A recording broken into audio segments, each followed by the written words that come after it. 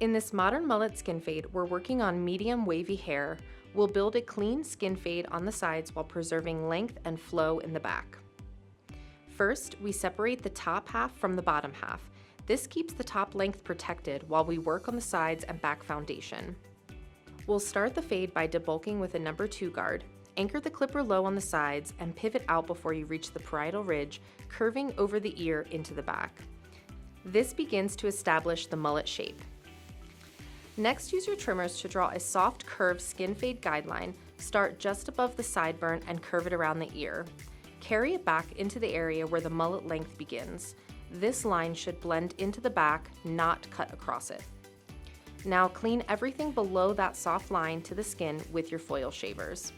Work right up to the line, but don't cut into it. With a number 1 guard on your clipper in the closed position, start fading up and out about 1/2 inch above that soft line. Work just above the soft line, following the curve you set in with your trimmers. Then place the 1.5 guard on the clipper, still in the closed position, and continue blending up, working just above where you use that 1 guard.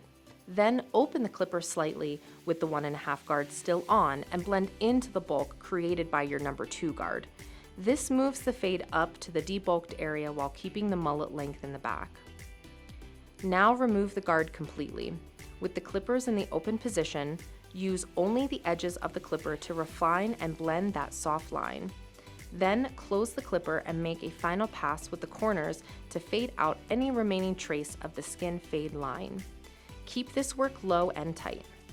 Repeat all these steps on the opposite side so that both sides match. To connect the side fade into the longer back, place a number 2 guard on your clipper with the clipper in the closed position. Use clipper over comb to blend the faded sides into the back length by over-directing your comb out. Using the number 2 guard while doing clipper over comb helps to diffuse the cut and soften the transition. Repeat this blending technique on the opposite side. Finally, clean around both ears with your trimmers to sharpen the edges and keep the silhouette clean. Once the clipper work is complete, wet down the hair. In the back, take diagonal back sections on the bottom half of the mullet shape using the length established by your clipper over comb work. Over-direct each section back to the previous one to help maintain length in the center back. Repeat these diagonal back sections on the other side. For the top, we're mostly trimming and refining to keep maximum length. Take a Mohawk section right down the center to create your guide. We're not taking off a lot of length on this model, so we'll start at the hairline to make sure we maintain maximum length. Cut that section carefully to clean up the ends while keeping the overall length and continue that guide to the crown. Then split it down the center so that you have a guide for each side.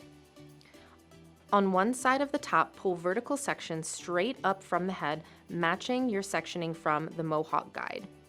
Move from the crown towards the front, maintaining the shape and length you want for the mullet.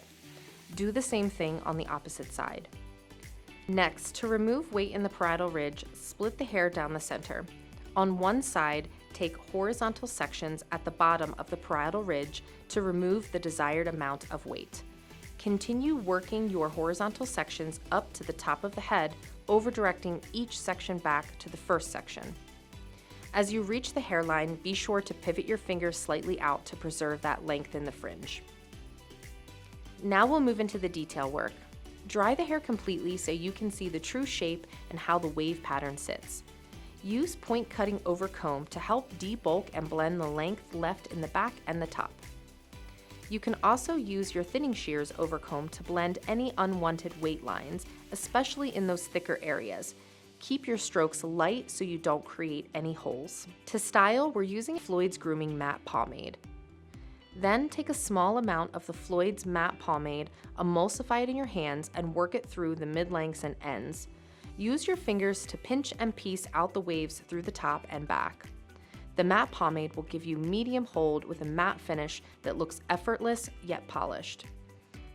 Finish the service with a hot lather neck shave and shoulder massage to complete the Floyd's experience.